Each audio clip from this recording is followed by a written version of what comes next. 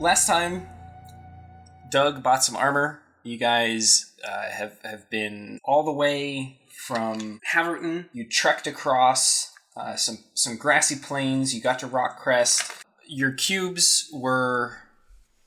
Do you still have your cubes? I can't remember. Yes. I have mine. Okay, so you kept the cubes. I don't know what colors we have. One was what, like... One was white and black. One was obsidian and one was quartz. You guys went and you met the general, and the general was very upset because he found you outside of his city. Well, he didn't find you. His guards found you outside of the city. You had some of those cubes, and he wanted to know what you were doing with them. Doug, I believe you are waiting on something. Your longsword is being tempered. Correct. And what was that in exchange for? That is a good question. No, I think I actually TPS talked them into reports. doing that for us for free. I think I kind of swindled them a little bit. It's like I was like in for payment for doing something, and it was just like it just so happened that they ended up doing that. I could be wrong. But... I think you're not allowed to leave. I think that was sort of the condition. They saw that you had some information. Yeah. You're sort of valuable to them right now because you knew a little bit about the magic of the cubes, or not necessarily the magic of the cubes, because as you found out, the cubes themselves don't necessarily have any magic, but they're sort of conduits for magic. Yes. And in the interim, until they've figured some things out, you guys are just here in this city. So, if I'm not mistaken, AJ, Donnie was in a gentleman's club, and Ku-Ruk, I don't know where you were. I think I saw something shiny and I started wandering around on my own. No, I'd probably just go to the bar. I mean, that's what you do back then, right? Alright, so you headed to the bar. The bar is right next door to the armor shop. I'm assuming by bar you don't mean the gentleman's club. No. I cannot remember why I went to the gentleman's club.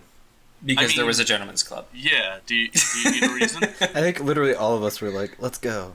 Right now, it is sort of becoming dusk. It was getting late. You arrived in sort of the afternoon, and with all the goings-on and purchasing of chainmail, it's starting to get kind of late. Ku-Ruk, you went to the bar. Does everybody else sort of meet up with you? I guess after I finish purchasing my chainmail, I head to the bar as well, seeing how it's next door. Yeah, All right. I swagger plate? into the bar. Is it like a Pizza Place arcade where they got like a door in between the shops? Like the shop owners are buddies and they work together? It's not at all. The armor store is more of a Hollister, and it maybe used to be that way back in the day, but between the smelly perfume and the just clash of atmospheres, that they don't do that anymore. This bar is called David and Basta's. Yeah, Dave and Basta's. There we go. I don't like the name of this place. It sounds seedy. You guys go in. I'll say you all sit down at the bar, and the bartender comes over and asks you what you want to order. Nothing, I'm good. And then when he's not looking, I try to sneak in some of the fire water I had from the other bar. In one of your flasks? Yeah. Okay. I'm not paying these high prices for this cheap booze. Why don't you why don't you go ahead and roll a d20? Shit. This is what we roll d20s on. 11. So I'll tack your stealth modifier on this. You got a 10. I'll say you get away with it. You get away with it. You're able to sort of like keep it underneath the bar, and it's fine. I forgot my stealth modifier's -1. Yeah, it's not the best. What kind of drinks do you got? Well, since the incident happened the other day, we've been running a bit low on supplies. We were supposed to get a shipment in, but all of the normal deliveries have been blocked at the gate and turned away. So we're only sort of running on specialty liquors and some locally produced ale. Give me one of the local ales. So he... It's a microbrew. It's a nice orange zest with smoked in an oak barrel. I don't know how beer's made. In case that's not obvious. He pours you like a little. It looks like almost like a shot of just some really really thick brown ale, and he gives it to you to smell before you drink it. I just down it. He sighs and he pours you a larger one and tells you that it'll be 1 gold. Whoa, 1 gold. Yes, it's a locally it's organic, cage free range. Free, it's beer. They're free range hops. You know, they let them get some hopping around. They run wild in the fields. Gluten free. I flick him a gold coin from my thumb and take the beer. So it's like rice beer instead of wheat. Sure, we'll go with that. It's basically sake ale. Sure. You're thinking too much into it. I asked for an azure moon. An azure moon? Yeah. Isn't that the Japanese cartoon? Or an azure lunar, if you will. Sounds like something on Urban Dictionary. I don't know. Or possibly like play on Blue Moon, maybe. Oh yeah. I got it. I just got it. Mm-hmm. He said it is. He says we're all out of that Oh, fancy country stuff. Like I said, we've only got some local ale and also some really heavy shit. Give me a double dirty bastard. Oh my god! Yeah, so he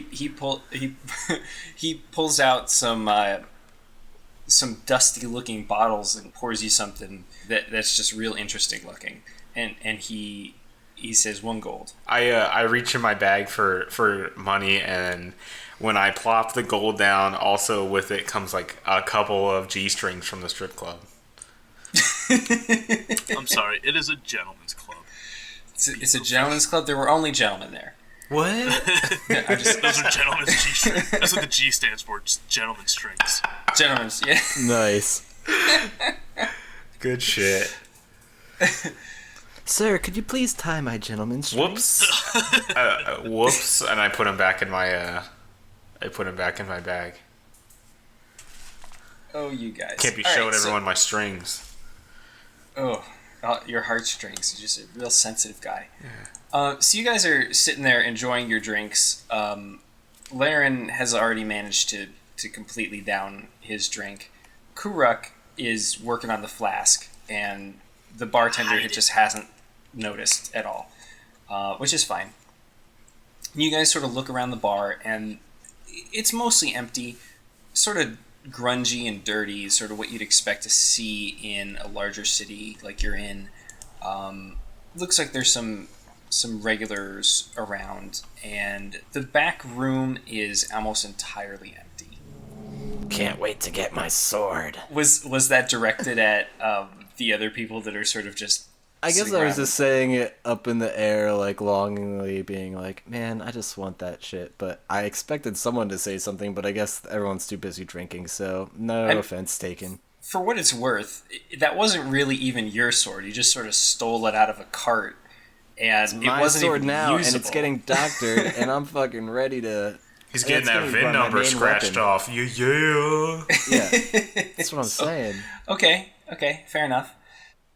The bartender looks at Ku-Ruk and he says, "Sorry, son, if you're not going to order anything, I'd prefer if you went over to one of the tables and make room for some paying patrons." Fair enough. Off I go. Table.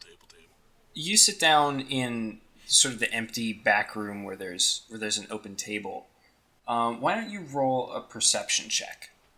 Ooh, my perception is not good. No modifier, so 11 again. Shit. What's your perception? 0. So okay. So you sit down and you're sort of sneaking drinks by like ducking a little bit and trying to like stick your head under the table, but you're too big. I like to think the bartender clearly sees it, but it's just not worth the fight. He's just sort of shaking his head and like, oh god, another one of these guys. It's like a kid steals a candy bar. It's like, I can see he's doing it. It's just, I'll let him have it. So you're trying to like bend over and like very slight. You're making like complete eye contact with the bartender as you do it, and just sort of glancing across. And as you do that, and you're sort of hunched over, you notice that there's like a little like a notch in the wall. The wall itself is made out of sort of a thick limestone, but there's a weird spot where it looks like there should be a brick, but instead of a brick, there's some sort of other material, and it's got like a notch in it. So it's not like something's missing, it's like something's there that shouldn't be. Yeah, you're not quite sure what it is. It looks like it was put there intentionally, but you don't really know. Does it look like it's the size of the cubes we have and the cubes the guards have? It's hard to tell. It's sort of like like I said, it's like a weird notch, but it's like at an angle. It's not like a square or something. Huh. Well, curiosity gets the best of me, and I approach the notch. Well, you're sort of sitting next to it, and you fiddle around with it, and nothing happens. There's no obvious effect. I put my finger in it, like chew on it a little. Nothing. Nothing happens. I'm tempted to spit acid breath on it. No, I won't. I'm tempted to. I guess I wave down the other guys and just like point at us. Huh? Cube? Maybe? I approach the notch in the wall and observe it, but don't get my cube out. I wait to see if Donnie does. I put my cube in the notch. So you have to sort of like wiggle it around. It's like a USB connector. It doesn't fit on the first try, and you thought you tried that direction. It's always upside down. Yeah, and you don't know what the hell is going on with it, but you sort of manage to like get it on the corner, and like you slide it down and in, and it fits just right, and you hear a little click. And the cube isn't like stuck there or anything, but you just heard a little click, and it came from underneath the table. I look under the table. You sort of peek your head under there, and there's a bit of a trap door that leads off through the back wall of the bar. Well, time to sleuth, guys. Hey gang, let's split up. I slip underneath the table and go for the trap door.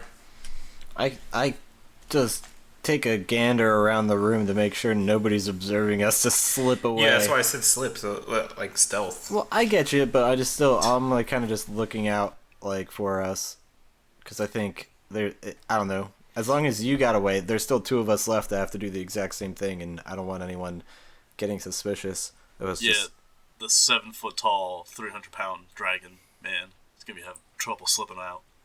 So you see the bartender is busy helping another patron. He's well distracted. So okay. Well then, I follow suit and tell Ku-Ruk good luck. Thanks. All right, so you guys go through the trapdoor. Ku-Ruk is still sitting at the table, whistling to himself a little bit, trying to look completely innocent. Hiding my In retrospect, we should have probably made him go first. Right?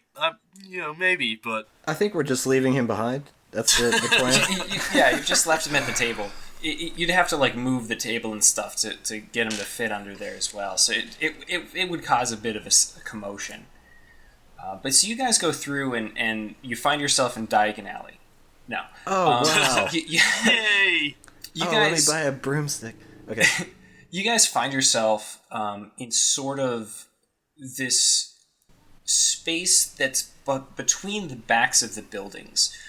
It's partially covered by a bit of an overhang from one of the roofs above, but overall this place is fairly closed off, and you can see that there's sort of trapdoors leading into some of the other buildings, and you can tell they're different buildings because they've got different materials that the back walls are made out of. So you assume that it's different places. And should I not be listening? Should I take my headphones off? All right, if you want. That works. Make it more immersive. See you. So you guys are back here, and the only thing that's really striking is in the middle of this sort of like weird closed-off alleyway, there is one of those cragsmen sort of laying there, obviously dead, in the middle of the alleyway. Well, I guess, do I need to roll to see if there's any imminent danger, or are we alone with the dead body? You guys are alone. Okay, that's what I thought. Well, then I just approached the body to search for the cube that I'm assuming is on his person. I just keep watch. I just make sure no one shows up. So, Laryn, you root around through his pockets, and you find this clear... It almost looks like it's made out of glass cube. Extremely similar to all of the other ones that you've found so far. And other than that, he doesn't really have anything on him. It might be a woman. It's hard to tell. You've never really seen the Crag before, and it's sort of difficult to distinguish. Okay. Well, I definitely take the glass cube and put it with the obsidian one, and I just kind of look around the room to see if there's anything else worth, I guess, observing. Why don't you roll perception? Okay. Let's see here. A 16 plus 6, so 22. Okay, excellent. So you look around and you see all these trapdoors around the place. You sort of peek, you use your cube on the back of one of them. You peek through and you see the inside of the armor store. You're sort of looking out under a set of chainmail or something. You close it and everything is sort of back the way it was. And then in the middle, you sort of slide the body away. There's a hatch on the ground. It's not very well disguised, but you sort of dust it off a little bit, and you open it up, and inside of it, you find something interesting. Ooh, I can't wait. Inside of this hatch, you find what looks like a burlap bag. Well, I certainly open it. So you open the burlap bag, and you feel sort of wind whooshing into it. Like a vacuum? Yeah, like a vacuum. You open it up, and I mean, it's very nondescript on the outside, but you open it, it's got sort of like a tie around the opening, and you open it, and you feel like air being sucked in. It's not too powerful, like it's not going to like swallow you whole or something, but there's definitely like a vacuum. And you look inside, and it's just completely dark. You can't see the bottom of the bag. All right, I'm well, I guess let me drop a gold coin into it to test what happens. So you sort of drop the gold coin above it, and it's almost like the gold coin just gets sucked right in, and it disappears. Okay, now here's the really tricky one. I'm going to put my hand in and try to retrieve the gold coin. So you reach in, and you could it's a pretty strong force the deeper you get your arm into it. But what you notice is that the bag doesn't. You can't feel the bottom of the bag, even though you've got your whole arm into it, and the bag isn't all that big on the outside. And there's no feeling anything on the inside, no coin anywhere to be found. It's just completely empty. And just I feel a little bit of suction. Well, that being said, I'm certainly not putting anything in the bag until I can figure out how to retrieve those objects, but I'm gonna attach the bag to my belt. Okay. So you sort of cinch it, and it closes, and it's completely inert. Da'ani, why don't you have a look at the bag? All right, I toss the bag to Donnie. I do a detect magic. All right, why don't you roll a d20 for that? Oof. How's a 12? 12 works. You take a look at it. It's definitely magical. The whole bag is sort of glowing. It seems like Excuse a me. bag of holding. That's what I'm assuming. I just want to know if it could probably hold a lot of items, but I just want to know how to be able to retrieve them, whether it's a keyword or a phrase or a spell. So here's the thing. You know it's not a bag of holding. You've seen a bag of holding, and this is not a bag of holding. Okay. It's a type of magic that you haven't encountered before. It's definitely foreign. And you assume that it's some sort of magic that is exclusive to the Crag. Other than that, the magic itself is sort of a destructive magic. You can tell that it's not some sort of like transmutation. You can tell that it's not an illusion. This Okay. magic is destructive. Okay, then in my mind, it's some sort of bag of erasing. Like, if you want this object to not exist anymore, get rid of it. So that's all there is. You close the trapdoor, and now you're just standing. I guess not the trapdoor. You close the hatch, and it's just you two and the body and all of the trapdoors around you. How many trapdoors around us? Let's go ahead and say that there's about a dozen. Holy fucking shit. I'm gonna just randomly approach one and actually no, not randomly. I'm gonna pick the fourth one from the left and go with it. So you open that trapdoor. You use one of the cubes that you're holding. You open the trapdoor and you take a peek through, and it looks like you're sort of behind the counter of something. You can sort of see some feet, and the feet are dressed in what looks to be some sort of like uniform, like uniform clothes, and it's underneath the counter of this business. Alright, I'm not gonna make a scene or disrupt anyone. I'm gonna quietly make my way back, tell Donnie what I found, and explain. So, what I think's going on here is there's a whole network of Crags people in this city, and we found the headquarters because all these trap doors probably lead to the towns and the towns, god damn it, the merchant shops in this city. So, I think if I'm not mistaken, that means for each building or shop, there's been a Crags person working there, and coming down here, I think they're gathering information on the enemy, and this furthers that conclusion. What do you think, Donnie? I mean, it definitely seems plausible.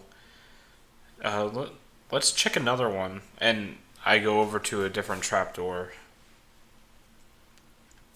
Any particular one?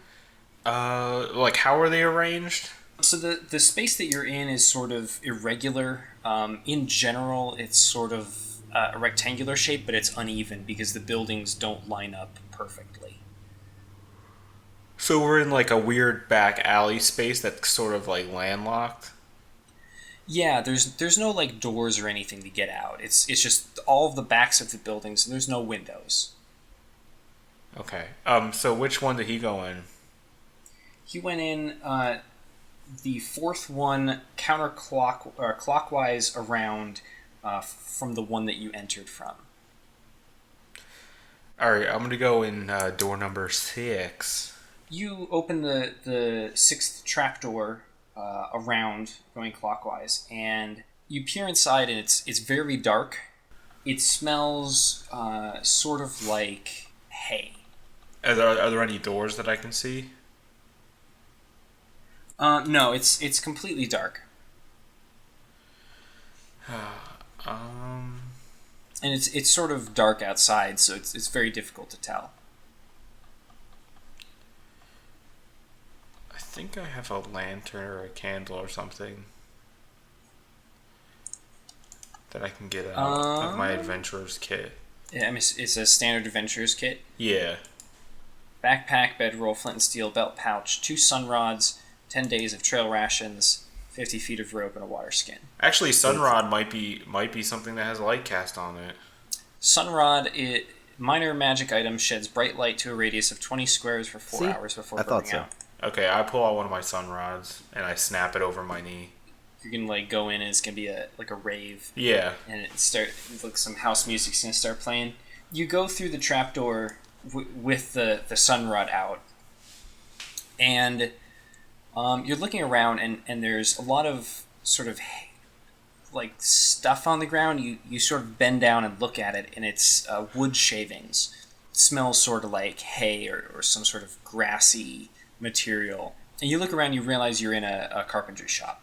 Does it look like anyone's like here right now? Like I know it's pitch black, but does it look like, is there like a bedroll on the floor or like a cot in the corner that someone's sleeping on?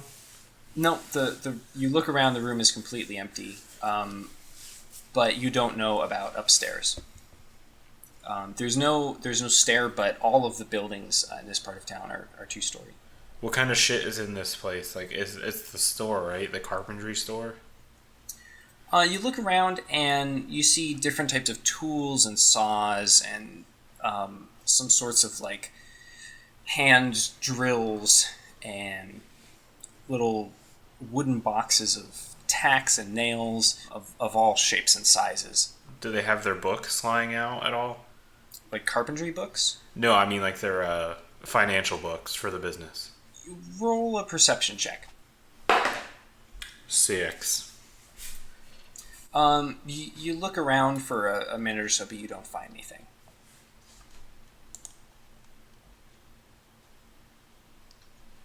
Okay. Well, that was going to be a goof, but okay. I guess I just go back. I don't want to... If anyone's sleeping upstairs, I don't want to disturb them, so I'm just going to slip back through the trap door back to this meeting area, this gathering space. Okay. Was it another shop? Yeah, it was the... It looked like a carpenter's business. It's like a carpentry shop. Alright, well, something's definitely up here. Let's go tell Ku what we found. Hey. Alright. So you guys go back through the trapdoor that you came through. You leave the body in the alley.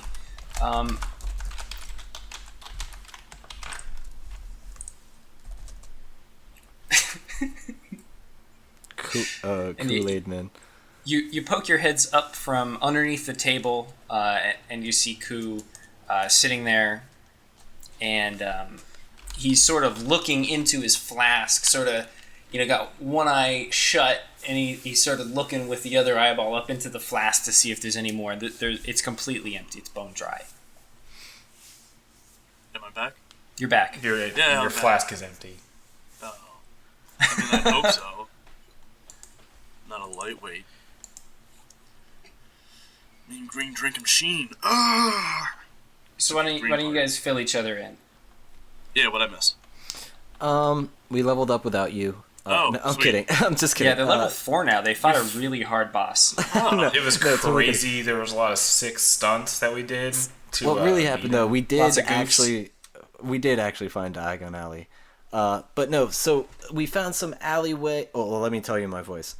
So, we found an alleyway, and there's all sorts of trap doors, and apparently there's this network of all the shops in this city, town, whatever the fuck it is.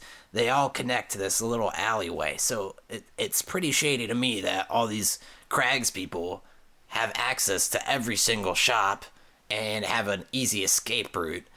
So, and I'm assuming it's more they're gathering information, and it's really, a lot of it's happening in this city. We found another dead guy, too, and he had another cube. So, do you want the obsidian one? Because now I got 2. Yeah, sure, I'll cube me. Alright, I toss him the obsidian cube. Do we know if the Crags built it, or if it already existed before Crags? I'm not certain. I have a feeling the Crags people have been abusing it for some time. Because if they use it, it makes sense. If they built it, it's more suspicious. I don't know. We found a dead Crags guy down there, I think, and so far the only people with cubes are Crags people. I think it's pretty suspicious. I don't think your average person knows about this. I say we tell the general. Yeah, I want that sword anyway, so hopefully they're getting done with that soon. So, as you guys sort of finish up your conversation, the bartender sort of from behind the bar says, "Closing up in a few." Okay, before we go, I'm assuming you didn't just leave a cube in the notch in the wall, but if you did, grab it and make sure we close up the trapdoor and make sure it seems like we weren't down there. Yeah, I pry the cube out. Yeah, it doesn't stick in there. It just sort of fit in And the trapdoor, I guess, closed below. yeah, it's Okay. it's just got like a little like secret latch or something. All right. Well, as long as we make it seem like we weren't down there, we're It's good all back to to exit. normal. Yep. All right, so you guys leave the bar. I'm assuming you're gonna head back to the barracks and rest up, and come morning you're gonna go talk to the general. Yeah. Yeah. Yeah. All right, so you guys head back over to the barracks. Donnie is looking at some fine pictures of women. He puts some of those gentleman strings up in the springs of the mattress above him, and Right next to my sun rod. That's yeah, you dying got your out. sun rod dying I don't out. want to. I don't want to hear about Donnie's rod with these lewd pictures. No, I don't. I don't want to be I don't want to be that kind of guy. I don't think that's your choice. I think it's already happened. You guys all fall asleep. You're all woken up by a loud bang. Ah! I slam my head off the bed. You slam your head off the underneath of the bed above you. Yeah. Oh no. So you guys look around and you're sort of rubbing the crusties out of your eyes, and you don't really know what's going on. I was just gonna say Krusty Krab. I mean, Yeah, the clown. rubbing the crusty clown. crab out. And Donnie got some crabs after that gentleman's clothes. Man, we're having some terrible, horrible visuals right now. and you see standing in the doorway two guards, and clearly they just slammed the door open, which is very rude of them. One of the guards says, "Come on, it's time to go. Time to get up." I get up, put on my clothes, and approach the guards. Ku-Ruk sort of pulls the blankets over the top I of his roll back head and over you. curls No. into a ball. No. I kind of just like slip out of bed and throw my cloak over myself, and then I have like a bunch of satchels attached to like a belt that goes around my waist, and I kind of just like buckle that on around my waist. I grab Donnie's clean underwear and throw it in my bag of vacuum. God damn! No, Hey, it was my vacuum. last pair. I'm assuming you got the bag of vacuum down there. Yes. Fortunately, Gitis. Donnie's got a whole bunch of gentleman strings to wear instead. Nice. I don't even bother. I'll wash these eventually, I guess. So you guys follow the guards, and they lead you back to the general's office. Somehow the general is, already awake, completely dressed, completely ready to go. And he says, "What are you guys doing?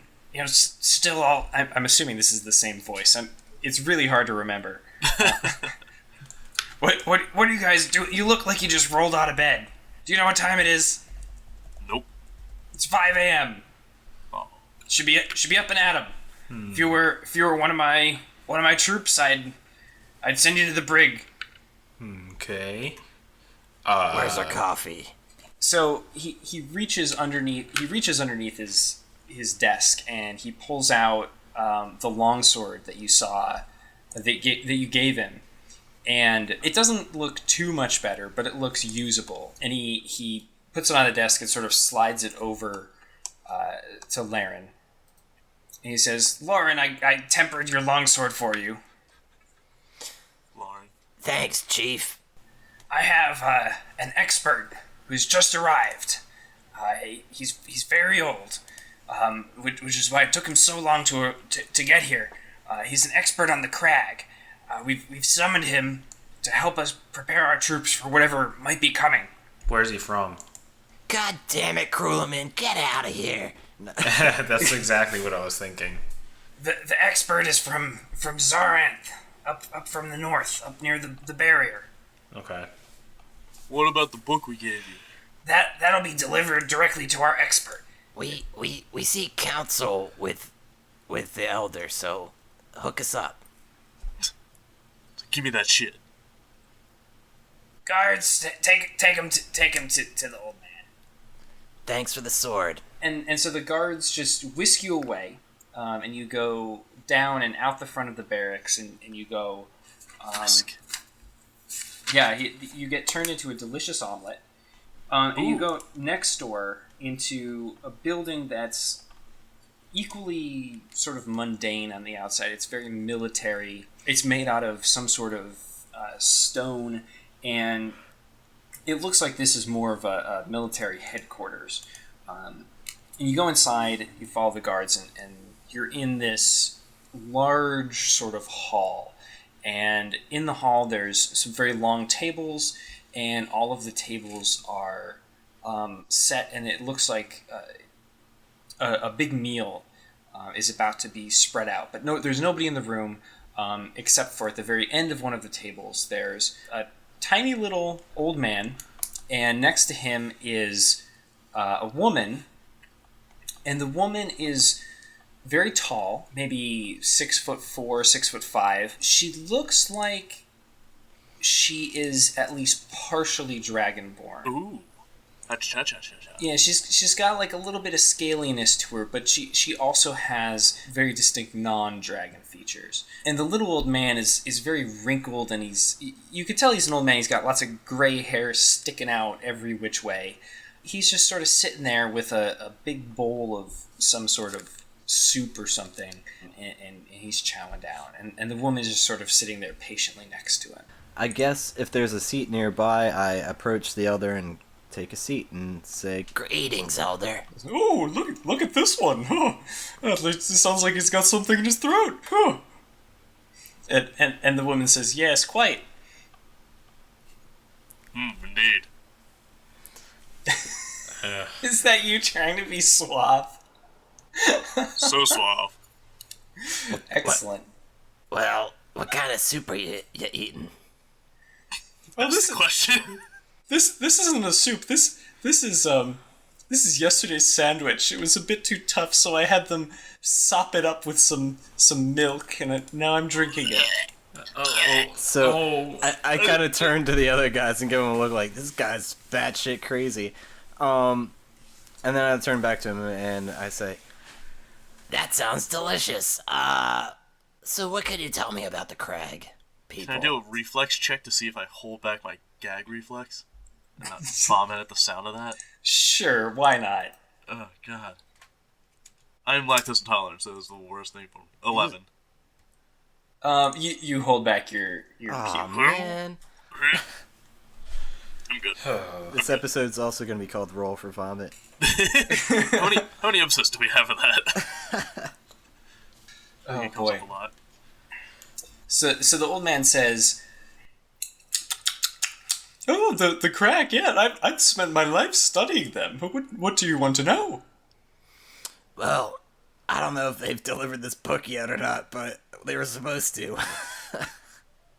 Oh yes, the elven manuscript that you so kindly provided, or so I'm told. Yes, that'll be quite useful in finding out more about this mysterious happening. What are these cubes exactly? And what do you suspect is going on here? Because a lot of people that we thought were regular people are turning out to actually be Crag in disguise. And they also they're not doing anything necessarily adverse besides dying in public. The nerve of them. Yeah, those bastards. And scaring the living bejesus out of all the other people that live in this area. Like, is there something innate about the Crag that they would want to possibly live among us? Like, that, like, I have my questions about there being Spies. bad motives, like, being Well, evil that's the behind it. question, isn't it? It seems so unusual, the Crag, these people that are so reclusive and hidden away, and Yes, reclusive. hiding, that they would so brazenly live among us. Isn't that weird? Don't you think that's weird? Pretty preposterous, if you ask me. The only conclusion I can draw is that they were forced to live here, but that seems even more unlikely. My conclusion is that they chose to be here and they're spies. I mean, we were at war with these people hundreds of years ago, so I don't think they got over the grudge. I think Well, that's just poppycock. They couldn't possibly have been sent here. The barrier is in place. They could not have Poppycock. crossed the barrier. I propose we investigate the tunnels. Yes, tunnels. What are these tunnels that you're speaking of? Tunnels. And also, speaking of tunnels, is it possible for someone to have burrowed underneath the barrier? Oh, of course not. The barrier goes deep down to the center of the Earth. I shouldn't say that. Deep down to the center of the planet. Tunnels. the tunnels, well, here's the thing. We found in the local bar a notch in the wall, so to say, and we put our cube in it, and we found a trapdoor that So led to... you used the cube. Yes. How did you use it? These are still a mystery They to me. seem They're to quite be a novel. key, kind of, for some things. Like, they occasionally fit into, like, random spots, and then they also have the ability to access magic from a distance. Where did you find this? Where did you find this tunnel? I found it in the bar. Because I'm smart and perceptive. Ooh, I do love a drink. Let's go to the bar. Yes, bar. And so he looks over to the woman sitting next to him, and she says, "Yes, quite." She stands up to her full height, which towers over everybody except for Ku-Ruk. Uh-huh. She says, "Follow me," and that wasn't her voice. "Follow me." And the old man sort of yells at nobody in particular, and he says, "Put that in a doggy bag for me." And he sort of gestures at his soggy sandwich in a bowl. I can't believe that he can even consider alcohol after that meal. But let alone, I would have probably decided not to go to the bar and try to steer this away, but I'm following his single file line to the bar. As you approach the bar, you see the woman address some guards, and she stops, and the guards sort of go in, and the bartender comes out, and he's saying, "Hey, what are you doing? This is my place. You can't kick me out of my own bar." And then she escorts everybody in, and he says, "Oh, you three, the one that you didn't even drink anything last night." I disturbed nothing. And so you all go in, and the old man looks at the woman, who looks at the guards, and the guards sort of bring the bartender and sort of stand on either side of him, sort of near the entrance of the bar. And you take the old man and the woman to the back, where you found the trapdoor. And you fiddle around with the cube, and you sort of flip it over like 2 or 3 times, and it doesn't really want to fit. And then finally you manage to click it into place, and you hear the trapdoor open. The woman, with just one hand, sort of grips the edge of the table and just sort of pulls it out. Like you'd sort of pull a chair out, but like the whole table. It just sort of slides it out. Oh my. And everybody's like, "Oh boy." Behind it, sure enough, there's the slightly ajar trapdoor. It's not quite a jar. You can only put like a few peaches in there. Not too much preserved fruit. It'll fall out. It's slightly a jar. It's slightly a trapdoor. A dragon comes down from the heavens incinerates you and flies away. So the old man sort of peeks into it and says, "Ooh, an adventure! This is going to be exciting." The woman says, "I'm afraid I don't believe I'll fit." That makes two of us. The old man says, "Not to worry," and he just sort of scoots his way through, and he's now in the alley. I follow suit. Yeah, I go right in after, and I just like as I'm going there, I'm just you kids don't get in trouble now. As I tell the two biggins. I lick my fingers and I slick back my eyebrows and go, "Sup?" You from near the entrance, you see the bartender say, What are you doing over there? What is this? What are you doing in my wall? You're making a hole in the wall." I yell up to Ku. Keep an eye on the bartender. Make sure he doesn't go anywhere. I walk over and I just stand by him to make sure the guards don't accidentally let him go or something. So the woman sort of looks Ku up and down, and then like turns away. Denied. I'll let her over. Did we happen to pat down the bartender? We'll assume that the guards did that. To see if he had a cube on him? No, that would have been probably the first thing they would have found. Okay. Did I happen to pat down the dragon lady? No. Can I? Why don't you roll for that? Oh, Jesus Christ. This is going to be funny. Oh, it's a 4. Shit. Wait, is that charisma? Can I get a modifier? We'll say it's charisma. And then it's a 6. So still not good. you sort of go and like put your hand on like her waist, and just in like one swift motion, she just elbows you in the chest, and it knocks the wind out of you. And she doesn't even flinch. She doesn't even look away from what she was looking at. Damn, this girl means business. I like feisty.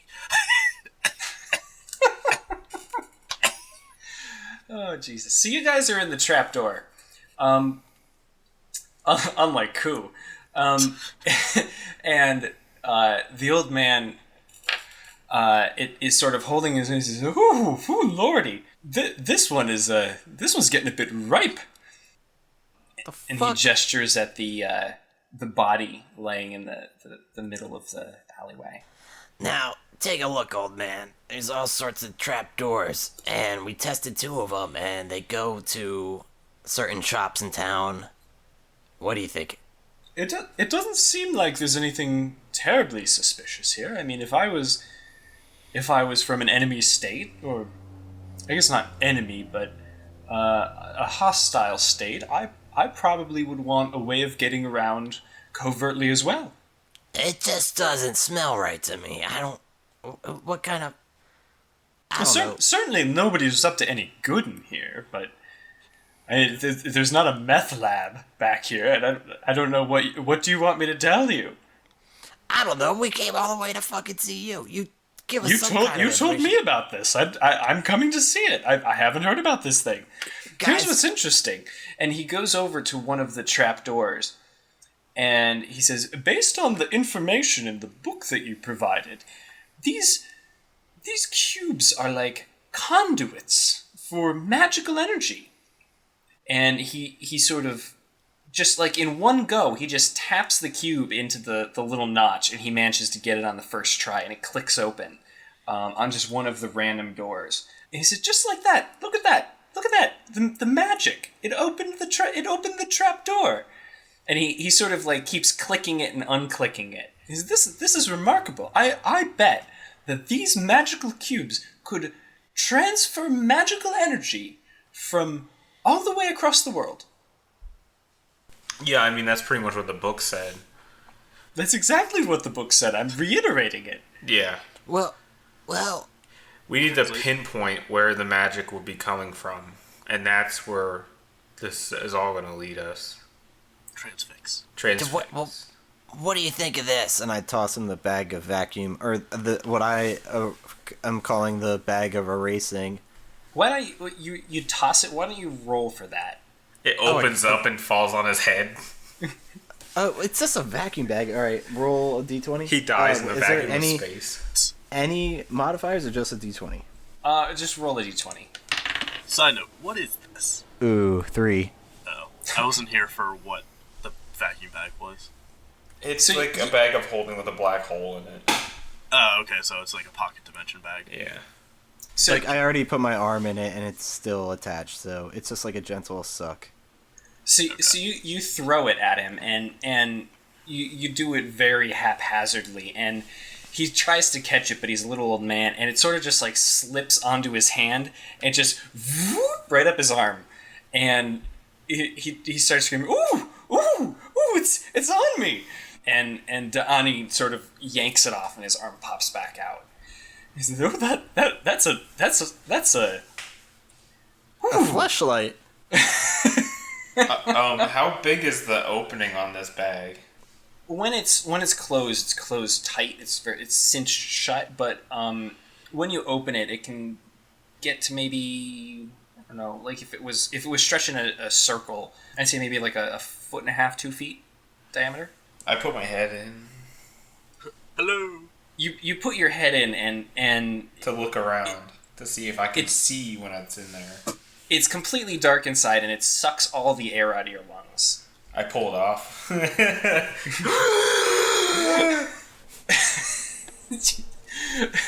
The old man has like his hand on his heart, and he's like Donnie's- breathing deeply.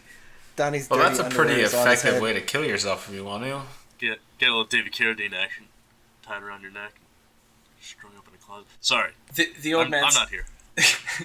No, you're not. The old man says, I haven't seen one of those in 75 years.